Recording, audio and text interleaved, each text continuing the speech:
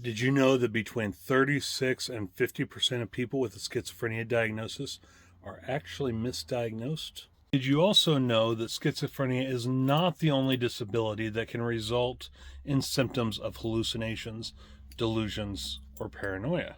In fact, other disabilities like bipolar disorder, depression, major depressive disorder, autism, ADHD, and postpartum depression can exhibit similar symptoms to schizophrenia.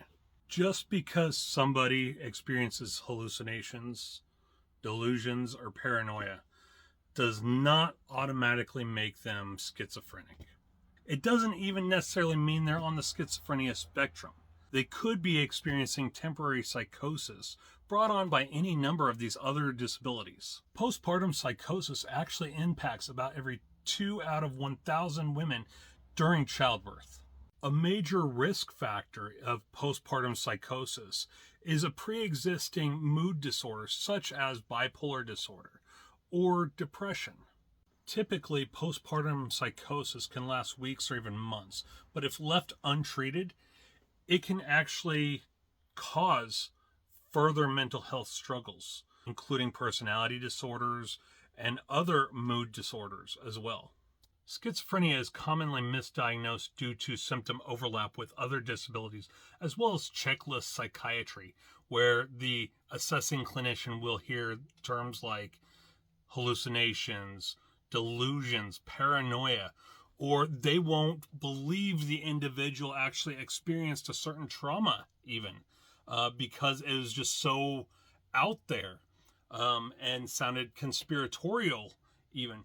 And this can cause common misdiagnoses of schizophrenia or delusional disorder. Also, substance misuse can lead to hallucinations and delusions as well as paranoia as well. And this can often lead to the misdiagnosis of schizophrenia. Cultural differences can also lead to misdiagnoses of schizophrenia as well. The black male population is more commonly diagnosed with the disability than the white population. Often, religion and spiritual beliefs can be blamed for misdiagnoses as well. If the assessing clinician, social worker, caseworker, whatever, doesn't believe in certain spiritual beliefs, then that can lead them to talk an assessing clinician into providing a schizophrenia or delusional disorder diagnosis, such as if a person were to tell them they see angels.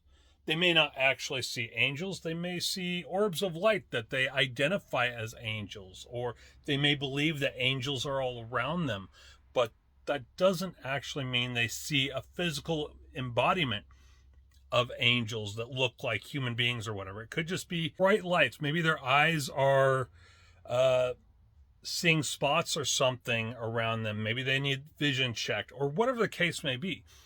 Just because an individual has certain spiritual beliefs does not mean they have a schizophrenia spectrum disorder or even schizotypal personality disorder, which is common with magical or spiritual beliefs.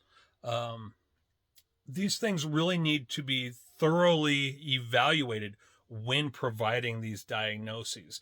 And diagnoses like schizophrenia, delusional disorder, or schizoaffective disorder should not be provided by an assessing clinician, because typically assessing clinicians only see the client once, and it's only for between 30 to 90 minutes, usually on average.